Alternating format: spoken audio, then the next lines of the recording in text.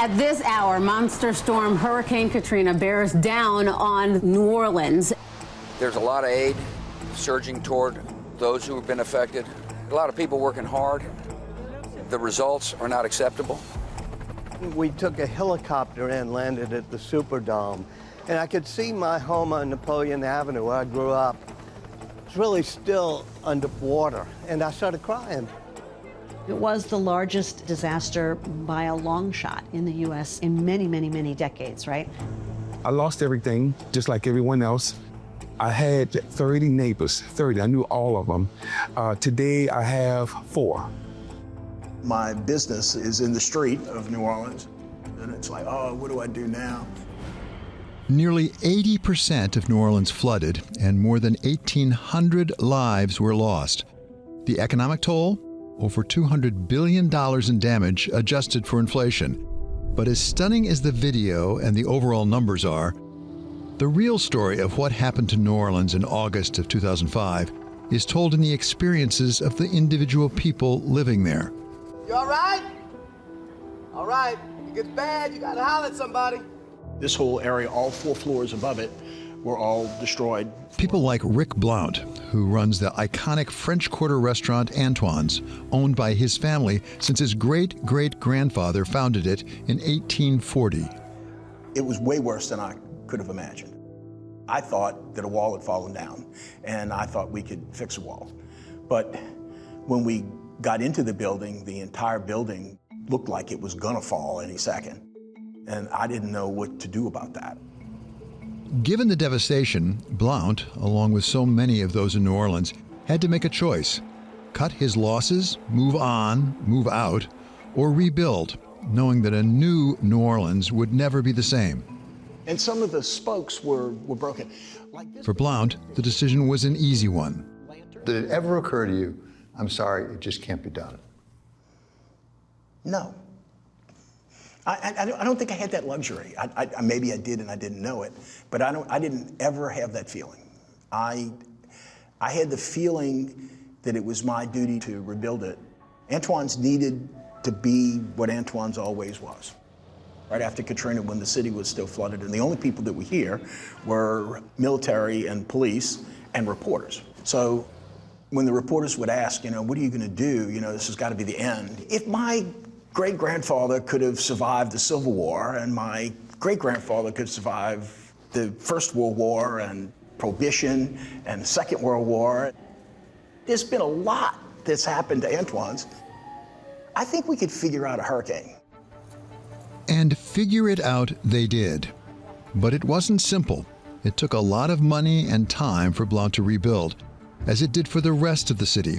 Roughly $120 billion in federal aid poured in, with the government spending nearly $15 billion to rebuild and improve the levees, flood walls, gates, and pumps. One of the biggest investments was in the levee system. So we now have the best levees in the country. Allison Plyer is the chief demographer at the Data Center, a nonprofit that, since Katrina, has compiled a biannual New Orleans Index, keeping track of the city's progress. A lot of the money, of course, went to homeowners to rebuild their homes, and that's contributed substantially to the recovery of the population. The city would be virtually depopulated had we not gotten a lot of funding to support homeowners in rebuilding their homes. And then, of course, we had to rebuild schools, hospitals, all of it. Those kind of investments were absolutely critical for getting the city back on its feet. When we're thinking about how to justify that or if it was worth it, you have to think about the role that the city and the metro plays in the nation's economy. The shipping, although it doesn't produce a lot of jobs, the shipping and ports here are critical for the exporting of all of the grain and other foodstuffs from the Midwest. The oil and gas that is drilled off our coast is an enormous contribution to the national economy. Standing here in the square, you can kind of see all the pillars of New Orleans. Walter Isaacson was there from the start of the reconstruction efforts. Born and raised in New Orleans, Isaacson left the city to build a career as an acclaimed biographer, as well as running Time Magazine, CNN, and the Aspen Institute. But when Katrina hit, he answered the call to return home and pitch in. Today, he's a professor of history at Tulane University. The governor called and said, will you be the vice chair of the Recovery Authority? I said, sure, but who's the chair? And she said, Norman Francis, and he's a living saint here. 40 years head of the largest historically black university here. And so together, we said we're gonna have to unite the city, black and white, Democrat, Republican, because we're all in the same boat now. How did you do that, unite the city? You know, a crisis should do it, meaning you're literally in the same boat. You say, all right, we don't care where you're from or what your beliefs are or anything else. I think we did it by saying, look, put every agenda aside, put all partisanship aside. How did you take apart the problem and say we need to do this first, this second, this third? Well, first of all, we needed to get the electricity back on. And we were in the back room of Mother's Restaurant, a po' boy restaurant at Tefafia, when President Bush came down and Laura Bush was with us. Everybody's going around the table and somebody said, well, the traffic lights aren't working in St. Bernard, Lower 9. And somebody said, well, that's because the electricity's not back on. And people kept going around the table talking, and Ms. Bush turned to me and said, wait a minute, the electricity's not back on? And so the FEMA director, who was no hero there, said, well, we're trying to figure out whether the generators were capital or other type of... And George Bush said, get the electricity back on. So that was step one. Then we had two big jobs. One was the school system, and one was housing. As Walter Isaacson was working with his commission to get the electricity back on and houses and schools rebuilt, Rick Blount had his own task of putting Antoine's back together. Although the restaurant was able to partly reopen towards the end of 2005, it was years before the historic establishment was back to its former self. We had a huge amount of water damage because we lost the whole roof structure. The main building is 4 stories. The top 2 floors of the east side collapsed into the street. And so that sort of collapsed the entire inside of the building. All the floors sort of fell down on top of themselves, all 4 floors of them, pushed down onto the first floor, and caused a massive amount of damage to that building. But in order to get back up and running, you need labor. And even among those who wanted to stay and work in the city, there were no easy options. Even if you hadn't left for the storm, you were now completely flooded and you had to be evacuated. You were taken out of New Orleans. We had to figure out housing for people so that we could bring them into New Orleans to work. Within a matter of weeks, all of our employees were calling and stopping in and trying to figure out their lives and wondering how we were doing. And we figured out pretty soon that they needed 2 things. They needed health insurance, which we kept them all on health insurance. And then we tried to hire them all. We tried to bring them all back in. So I had several of my waiters, they had a ship that the Corps of Engineers had parked in the port, and they were renting bunks in the ship for people to sleep. So I was housing a handful of my waiters in there, and we were using my own staff to rebuild, to do all of the labor work that were here. And we had these really great, skilled craftsmen, this team of Creole gentlemen from Western Louisiana that literally saved that building, that saved our building from collapsing. And I, even to this day, I owe them a huge debt of gratitude for their expertise and their patience and their dedication to preserving a building that I think should have been preserved, and they got it done. This is the dining room that in 1856, when Antoine bought this building that he was operating Antoine's restaurant in. This is the building that had all the major damage in Katrina. And this building and these beams above our head were made of cypress. And when the building came apart, it put all the pressure, all the weight of the building down on these cypress beams above these columns. As devastating as Hurricane Katrina was for Antoine's and the French Quarter and the rest of the city, it was the lower 9th Ward that was hit the hardest, not by Katrina itself, but by the pressure the storm put on the levees, which eventually broke. One reason the lower 9th is called that is because it's lower on the river and it's beyond the levees on the Industrial Canal. In other words, if you're upriver from the levees, you're in the upper 9th or you're in the 7th Ward or other places. That makes it harder to protect. It's further downriver, it's lower level. The difference with the lower Ninth Ward was that the levees broke in such a way as the rush of water pushed the houses off their foundations. Unfortunately, that makes it much more difficult to rebuild. The lower Ninth Ward has therefore had much slower recovery rates than much of the rest of the city. I think about a third of the population is back.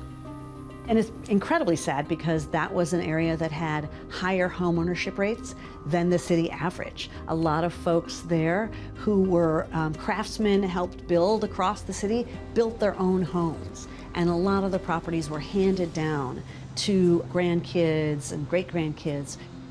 All this grass and high weeds, all that was houses and businesses. One of those residents who did come back is Brunel Cotlin. He grew up here and spent his life savings to open the only grocery store in the lower Ninth Ward. My childhood dream was to be a policeman. So I ended up joining the United States Army, and I was the police of all places in Germany. But unfortunately, I came home just in time for Hurricane Katrina. After I rebuilt my personal home, I noticed we didn't have anything. We didn't have any grocery stores. We had nothing. I called up every big box store you can think of, and I begged them to open up a grocery store here in the lower Ninth Ward. So I said, well, you know what? Since they're not going to build anything, I'm going to build it. Before I opened up these doors, I had a small grocery store window that's right in the back. I opened that window up in 2009. I was selling everything out this little bitty window, and I had to save up all my money before I had enough money to open up these stores. I sold everything out this window. Milk, eggs, bread, cheese, you name it, it all went out this window. Right back there is where I collected money, the cash cage. And I'm not gonna say the lady's name because she still shops today, but she came in, she had her grandkids with her. She had like a gallon of milk, some chips and candy. And she swiped her card and it declined. And she said, Mr. B, can I do it again? I said, yes, try it again. And it declined again. And she broke out in tears right behind me to start crying. So I came out of the cash cage. I did something I wasn't supposed to do. I gave her a hug. And I said, when you get your stimulus money or your unemployment, whatever you come back and pay. And I saw it again and again and again. So what I did, I took out a little tablet and I started a journal. And I would write down the customer's name and how much they owe. Some came back and honored their tabs. Unfortunately, some didn't. It was hard, and it's still hard even today. Despite the devastation, despite all the lives lost and companies driven to the point of extinction, New Orleans did come back, thanks to people like Brunel Cotlin and Rick Blount and Walter Isaacson, turning the city back into a living and breathing version of what it had once been, with the hope of a brighter future. When you're thinking about a city and whether it's being resilient, is whether it can rebound to its pre-disaster trends, right? So we're kind of rebounded to our pre-disaster trends, but we haven't really transformed where we're actually improving those trends. And that's some of the big challenges that we've got going forward. So how is the city at the foot of the Mississippi different from what it was 20 years ago? Allison Plyer says one way to find out is to look at jobs and the population. The city has about 10%, or the metro, I should say, has about 10% fewer jobs than it did before Katrina. The population has been declining as well across the metro, and it's now about 7% less than it was pre-Katrina. We don't have the kind of jobs that pay wages that would help folks to build wealth. And that has to do really with something that people don't talk about that much about New Orleans, which is that we continue to focus on older industries. So New Orleans is kind of like Detroit in the way that we're looking at these old industries, oil and gas, petrochemical manufacturing, shipping, all of which are replacing workers with automation. What about wealth and income disparity? Is it getting better? Is it getting worse? It's not getting better, I'd say. We do know that white households in New Orleans and in the New Orleans metro have about 10 times the wealth of black households and about 6 times the wealth of Hispanic households. You know, one of the challenges is that our tourism industry continues to pay lower wages, and that makes it really hard for the people of color who are in a lot of the hospitality occupations to accumulate wealth and have the kind of wealth necessary sometimes even to buy homes or put their kids through college, etc. The tourism industry is still the #1 driver industry of the region. And again, it pays lower wages, But it too, like oil and gas and shipping and logistics and petrochemical, is declining in jobs because workers are being replaced by computers, various kinds of automation. So that makes it really hard for people to generate wealth. One driving factor behind getting a good job is having access to education. And one of the projects that Walter Isaacson took on was using the tragedy of Katrina to rethink the entire school system. We decided to have sort of like you'd call charter schools, but that's a loaded word. So we gave all the schools autonomy. They got to run themselves, they got to try to attract students, and they got funded based on how many students they attracted. So it was a competitive system based on parents having a choice. And that made it so some of the schools said, well, we're going to stay up until 5 p.m. because dumping a kid on the streets at 3 p.m. is not a great idea. And they would end up getting more students. So it was just that simple thing of letting parents have choice that helped upgrade the school system. You rebuilt the school system. Is it working? And is it working better than before? How do you know? It used to be, New Orleans school system was at the bottom of the state, at the bottom of the nation. The increase in reading scores just this past year, I mean, every year it gets better because we still have the same system. If people don't like the school, they can move their kid to another school. And so the reading and math scores have had double-digit gains, more than any school in the state, and putting New Orleans now in the center of the pack, at least nationally, which may not be the best, but it ain't the bottom of the pack. We have 9 universities and colleges in New Orleans, everything from Tulane University and Loyola University to historically black colleges and universities like Dillard and Xavier. Xavier produces more graduates who go on to medical school than any university in the country. The universities really worked together post-Katrina to increase the knowledge that we all have about resilience and how to be resilient in the face of shocks. They employ a lot of folks, and in the last about 10 years, they've increased the educational attainment of our adult population, so we're now on par with the nation. Huge water damage in Katrina. Rick Blount's restaurant Antoine's has come a long way back from the damage of Hurricane Katrina. But in 2020, the restaurant was hit with another big blow, one affecting not just New Orleans, but the entire world. In 2020, you had the pandemic hit. What did that do to your business? That one was also very painful, and very painful for my staff, too. The forced closure of a business. At COVID, I had about 200 employees. It wasn't quite 200 families, but let's just say 150 families. But there's 150 families that depend on getting a paycheck on Friday from this business. Are you fully recovered from that in terms of a business? I think we're now ready to turn a financial page from COVID. It took substantially longer for the economy to rebuild in New Orleans. There was a lot of damage. It was, and a lot of damage to the economy. So it took years and years longer for New Orleans to recover from Katrina than it did for New Orleans to recover from COVID. We're just a little picture of this bigger picture, which is our community. We live and die by the success or the failure of that community.